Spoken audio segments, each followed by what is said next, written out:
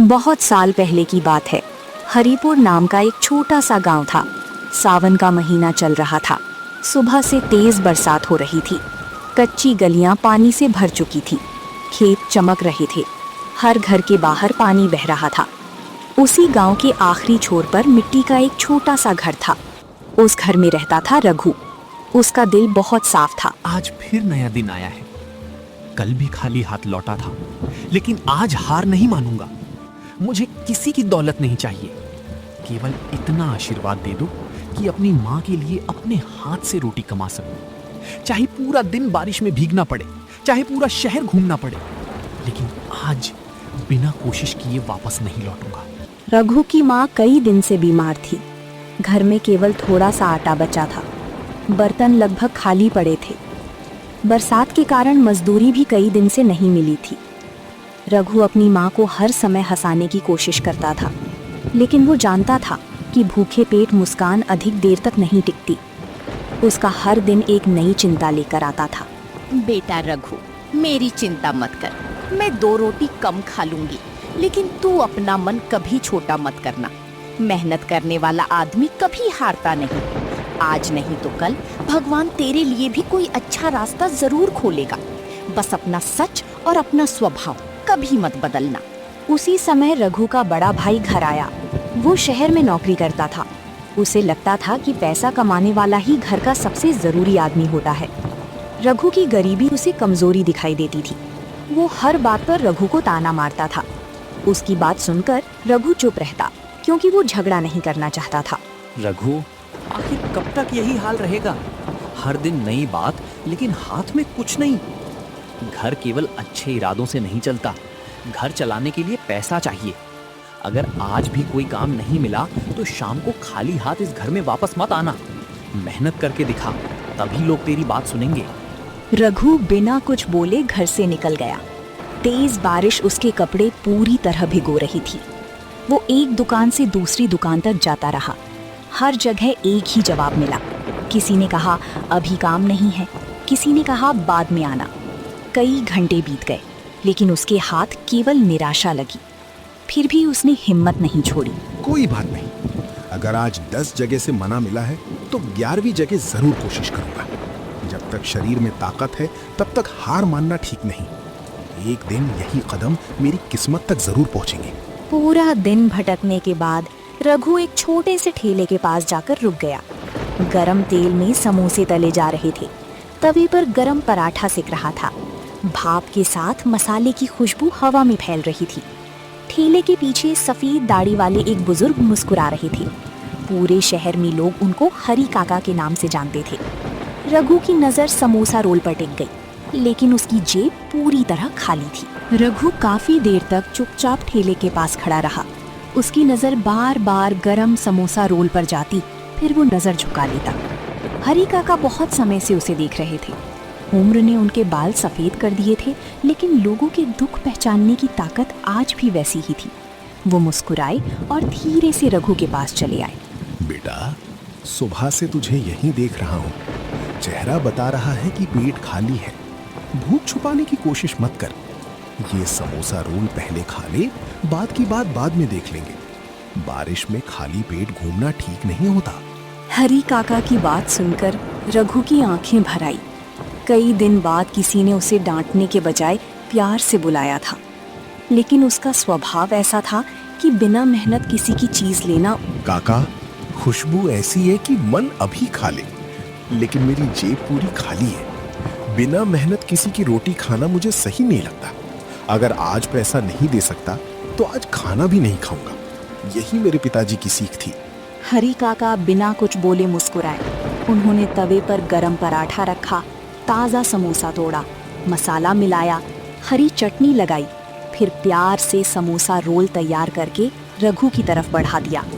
उनकी आंखों में दया नहीं बल्कि सम्मान दिखाई दे रहा था। हरी चटनी लगाई, फिर प्यार से समोसा रोल तैयार करके रघु की तरफ बढ़ा दिया। उनकी आंखों में दया नहीं बल्कि सम्मान दिखाई दे रहा था।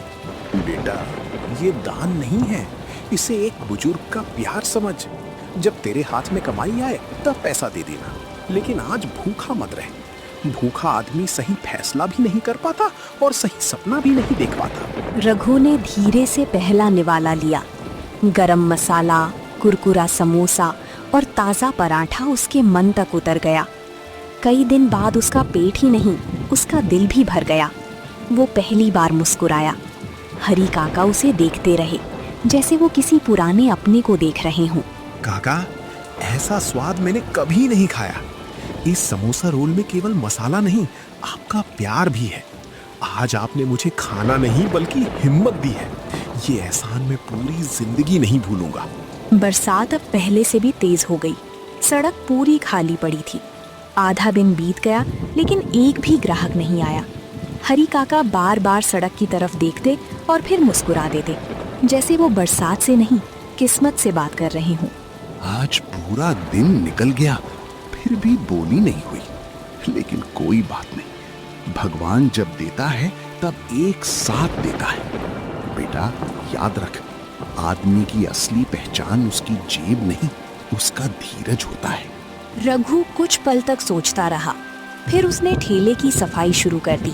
उसने बर्तन जमाए, तवा साफ किया, बिना किसी के कहे हर काम करने लगा। हरी काका चुपचाप उसे देखते रहे। उनके चेहरे पर हल्की मुस्कान आ गई। काका, अगर आपको मंजूर हो तो आज से मैं आपके साथ काम करना चाहता हूँ। अभी मुझे कुछ नहीं आता, लेकिन सीखने की लगन पूरी है। पैसा कम मिले तो भी चलेगा, बस मेहनत करने का मौका मिलना चाहिए। हरी काका ने रघु के कंधे पर हाथ रखा। उनकी आंखों में खुशी साफ दिखाई दे रही थी। शायद वो भी किसी ऐसे साथी का इंतजार कर रहे थे जो केवल पैसा नहीं बल्कि दिल से काम करे। आज से तू मेरा बेटा और ये ठेला तेरा भी हुआ। कल सुबह सूरज निकलने से पहले आ जाना। मैं तुझे ऐसा समोसा रोल बनाना सिखाऊंगा कि लोग स्वाद नहीं, तेरा नाम याद रखेंगे।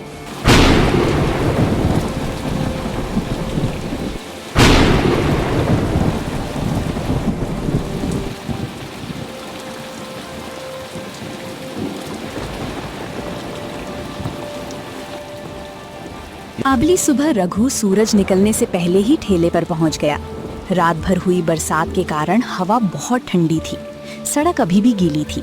हरी काका पहले से ही चूल्हा जला चुके थे। गरम तेल की खुशबू और उबलती चाय की भाप पूरे माहौल को अपनापन दे रही थी। रघु के चेहरे पर थकान नहीं बल्कि कुछ नया सीखने की खुशी साफ दिखाई दे रही थी। रघु बेटा, आज से हर काम ध्यान से सीखना। समोसा केवल आलू और मसाले से नहीं बिकता, आदमी का व्यवहार भी उसका स्वाद बन जाता है। ग्राहक जब मुस्कुरा कर जाए तभी समझना कि आज का दिन सफल हुआ। पैसा अपने समय पर आ जाएगा, लेकिन भरोसा एक बार टूट गया तो फिर वापस नहीं आता। हरी काका ने रघु को एक एक बात बहुत धीरज से समझाई। कितना मसाला रखना है, पराठा कितना सेकना है, चटनी कितनी लगानी है। हर छोटी बात के पीछे वो एक सीख भी देते जाते। रघु हर बात ध्यान से सुन रहा था। उसे लग रहा था कि वो केवल काम नहीं बल्कि जीवन जीने का तरीका सीख रहा है। देख बेटा, अगर कोई ग्राहक गुस्से में भी बात करे तब भी अपनी आवाज कभी ऊंची मत करना। आदमी गरम समोसा भूल सकता है, लेकिन मीठा व्यवहार कभी नहीं भूलता। जिस दिन लोग तेरे चेहरे की मुस्कान के लिए आने लगे, उस दिन समझ लेना कि तेरी असली कमाई शुरू हो गई। कुछ समय बाद एक बुजुर्ग आदमी छाता पकड़े ठेले के पास आकर रुका। हरी काका दवा लेने बाजार जाने की तैयारी कर रहे थे। आज पहली बार ठेला पूरी तरह रघु के भरोसे रहने वाला था। रघु के हाथ हल्के कांप रहे थे, लेकिन उसके दिल में ये भरोसा था कि मेहनत कभी धोखा नहीं देती। रघु, मैं केवल 2 घंटे में वापस आ जाऊंगा। आज ये पूरा ठेला तेरे भरोसे छोड़ रहा हूँ। गलती हो जाए तो डरना मत। ईमानदार आदमी गलती से सीखता है, झूठ बोलकर उसे छुपाता नहीं। मुझे पूरा भरोसा है कि आज तू मेरा सिर गर्व से ऊंचा करेगा। हरी काका के जाते ही पहला ग्राहक रघु के सामने आकर खड़ा हो गया। उसने रघु को ऊपर से नीचे तक देखा। शायद वो समझ गया था कि ये नया लड़का पहली बार ठेला संभाल रहा है। रघु ने मुस्कुराकर उसका स्वागत किया और पूरे आदर के साथ बात शुरू की। बेटा, मैं कई साल से हरी काका के यहाँ समोसा रोल खा रहा हूँ। आज पहली बार तुझे देख रहा हूँ। अगर स्वाद अच्छा रहा तो फिर आता रहूँगा, लेकिन अगर जल्दबाजी में काम किया तो ग्राहक दोबारा वापस नहीं आते। अपना पूरा मन लगाकर बनाना, रघु ने गहरी सांस ली। उसने वही तरीका अपनाया जो हरी काका ने सिखाया था। गरम पराठा, कुरकुरा समोसा, ताज़ा चटनी और प्यार से बनाया गया रोल। उसके हाथ अब पहले जैसे नहीं कांप रहे थे। उसके चेहरे पर आत्मविश्वास साफ दिखाई देने लगा था। बाबूजी, मैं अभी नया जरूर हूँ, लेकिन मेहनत पूरी करूंगा। अगर आज आपको ये समोसा रोल पसंद आया तो इसका श्रेय हरी काका को जाएगा। अगर कोई कमी रह गई तो वो मेरी होगी। मैं हर दिन सीखकर कल से बेहतर बनने की कोशिश करता रहूंगा। बेटा, आज पहली बार किसी लड़के को अपनी तारीफ अपने सिर पर लेते नहीं देखा। स्वाद सच में बहुत अच्छा है, लेकिन उससे भी अच्छी बात तेरी सादगी है। आजकल लोग 2 दिन काम सीखकर खुद को मालिक समझने लगते हैं। तू अभी भी अपने गुरु का नाम ले रहा है। भगवान तुझे बहुत आगे ले जाएगा। अरे भाई, हमारे लिए भी 3 समोसा रोल बना दो। हम लोग सामने वाली दुकान से ये खुशबू सूंघ कर आए हैं। अगर स्वाद इतना ही अच्छा रहा तो आज से हर बारिश में यहीं आएंगे। गरम समोसा रोल और ऐसी मीठी बोली, दोनों का मजा साथ में मिलेगा। कुछ ही समय में ठेले के सामने लोगों की लाइन लग गई। तेज बारिश के बाद भी कोई वहां से जाना नहीं चाहता था। हर आदमी गरम समोसा रोल लेकर मुस्कुरा रहा था। बाबूजी, आप सब एक एक करके आइए। किसी को जल्दी जाने की जरूरत हो तो पहले बता दीजिए। मैं पूरी कोशिश करूंगा कि किसी को अधिक देर तक इंतजार न